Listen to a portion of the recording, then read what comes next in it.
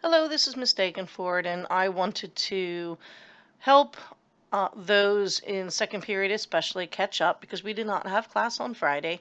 So we're going to do the circulatory system, and this is going to be a comparative anatomy and physiology of the vertebrates. So we're going to be going anywhere from the fish to the mammals, but let's do a generic description. So a circulatory system, its purpose is just simply to pump blood.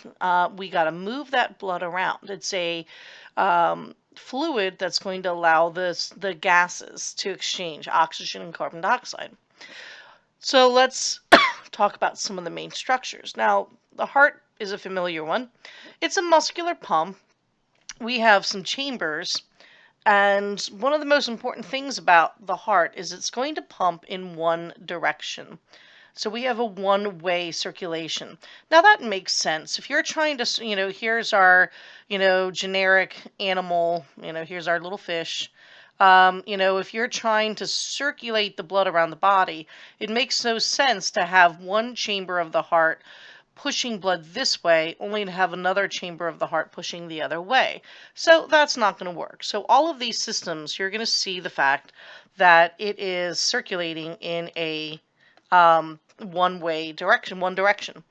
Now we have arteries. The proper definition of an artery is any vessel that is taking blood away from the heart.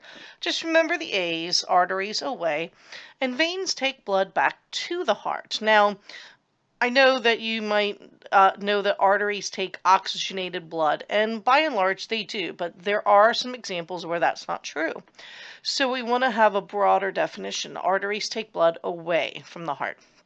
Veins take it back too. Now, capillaries are going to join the two. So in a very rough schematic, you've got a large artery. Just for the sake of our argument, we're going to take the aorta that's going away from the one side of the heart. And the aorta is going to branch off. And as it branches, they're going to get smaller and smaller and smaller. And as they get smaller and smaller, that surface area is going to increase until we get these little tiny, tiny, tiny capillaries.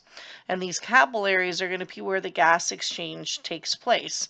Oxygen is going to be deposited, carbon dioxide is going to be picked up. And so in that way, all of the tissues are going to get it. Now, blood is never blue, but of course, by convention, we use blue to kind of represent that. So we have our veins once we get past the capillaries.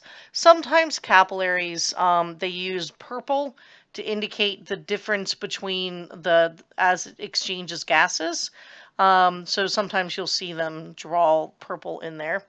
But the veins, the venules, as they get bigger and bigger, and then they turn into veins. And just as the arteries, as they come back together, you're going to get one large vein. So that's a very broad, sweeping description. But the big deal is that they have to be very tiny. The capillaries are going to be very thin. Let me go ahead and add that there. And that's going to allow for the gas exchange to occur very readily. That's going to occur through diffusion. Now then we get to the blood itself. Now the purpose of blood is to carry oxygen. And the way that this is going to happen is through red blood cells. So the whole structure here is a red blood cell. The red blood cell is going to be carrying hemoglobin. Now, hemoglobin, in my picture, hemoglobin is being represented by all of these little dots. And we have over 250 million hemoglobin molecules just in one red blood cell alone, which is pretty darn impressive.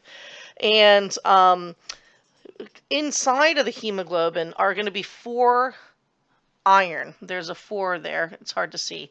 There's 4 iron molecules, and that's what's going to be picking up the oxygen. So we have the brighter color red as the iron combines with the oxygen. So hemoglobin is very small. The red blood cells are very small. Now, there's a couple of interesting characteristics about red blood cell. We don't have any mitochondria. Now, this is a neat little application to what we did earlier this year. Mitochondria, if you recall, will take glucose and oxygen and combine them together, and it consumes the oxygen And then that's where we're going to get our ATP. And of course, we release our carbon dioxide and water.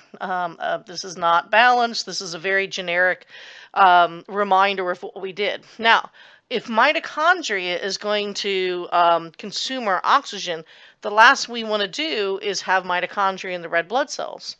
I call this my donut delivery dude. My donut delivery dude, if he's delivering donuts, the last thing I want him to do is eat the donuts he's carrying. Red blood cells, the last thing I want red blood cells to do is actually use the oxygen that it's carrying. So red blood cells, kind of neat. They get rid of their mitochondria and they get rid of their nucleus. And that's just, we're going to make more room for our hemoglobin. Now, the other part of blood is going to be our white blood cells. Now, that's going to be for the immune system. We're going to talk about that a little bit later. But we've got our macrophages, which are floating around. We're going to have our T cells. We're going to have our B cells that are making antibodies. The antibodies are going to be in the bloodstream. So, very important to deliver our proper white blood cells. And then platelets are for blood clotting. So if you've got a open capillary and the blood is leaking out, you want platelets to pile up and clog that open vessel, and that's going to help seal and clot the wound. And then, of course, we have plasma, and plasma is going to be the liquid that the red blood cells are suspended in. So if you were to centrifuge blood, you would get the plasma up on top. And of course, this is chock full of nutrients, glucose, and amino acids, and fatty acids, and unfortunately cholesterol, and vitamins, and hormones, and wastes, and everything that you need to move around. Electrolytes. Antibodies. So all of the plasma is going to contain a bunch of these materials that we need. Now, if we start looking at the different animals, we start with fish. Now, fish have the most simple hearts. They have a two-chambered heart. And so you'd have an atrium and then a ventricle. And they also have what's called a single loop system. Now, I'm going to attempt to draw this, but I understand. I'm going to show you a better picture in a bit. Now, a single loop system, you're going to have your heart, and then it's going to push through the gills. And in fact, I've got a nice version over here. And the gills are going to divide into capillaries, and that's going to be to get oxygen. So oxygen is going to be gathering the capillaries. And then the blood system is going to go all the way around the body. Now, this is a very schematic system. So you want to think about this as dividing into the stomach and the muscles and the brain of the fish. And it's going to be separating it out into the different body parts. And then once it delivers the oxygen, it's going to come back directly to the heart. So there's just one big loop between all of the body systems. Now, that doesn't mean it can't divide up into smaller bundles, but they're all part of the same loop. So that would be a single loop system. Not as efficient, but again, we're not having to worry about the higher level of metabolism. And then amphibians are going to have a three-chambered heart.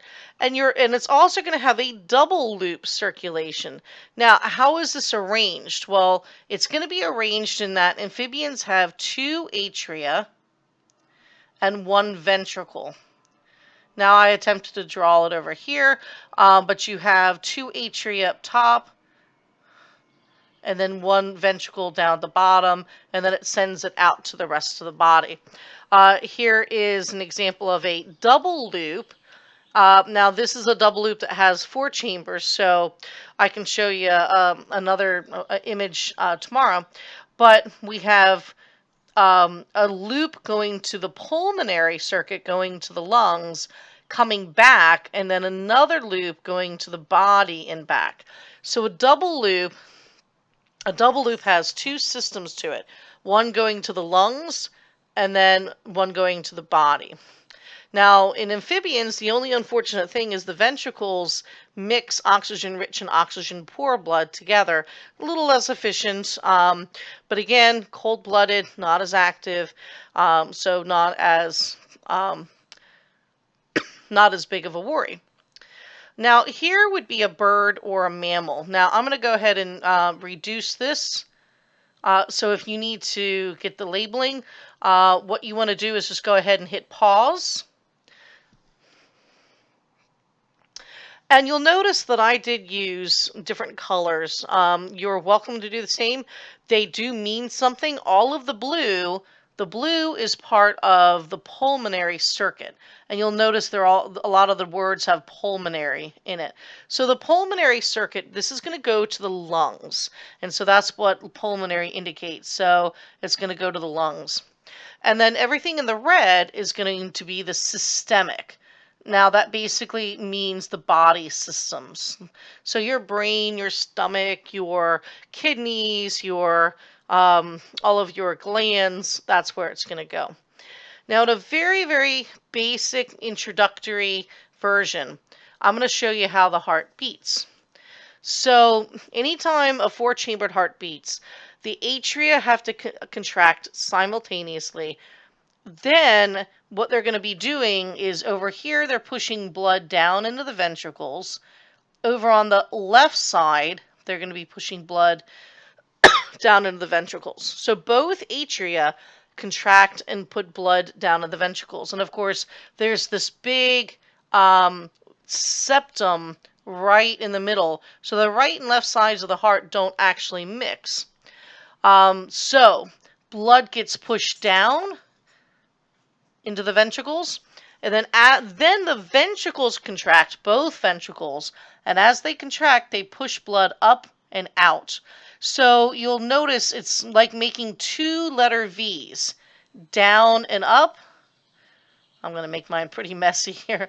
We're going to go down and up over on the right side, and then down and up over on the left side. And both of them are going to go out into their respective spots. The right side is going to go to the lungs to pick up oxygen. The left side is going to go out to the aorta. Part of it is going to go up to the brain and arms. The other part of the aorta goes down into the rest of the body. But both atria contract, push blood down into the ventricles, and then both ventricles then contract. As they're contracting, then the atria relax. So you definitely want to jot that down. If you need to, go back and repeat it. But that is our nice little foray into the circulatory system. I hope that helps, and write down any questions you have so we can answer them in class. Thank you.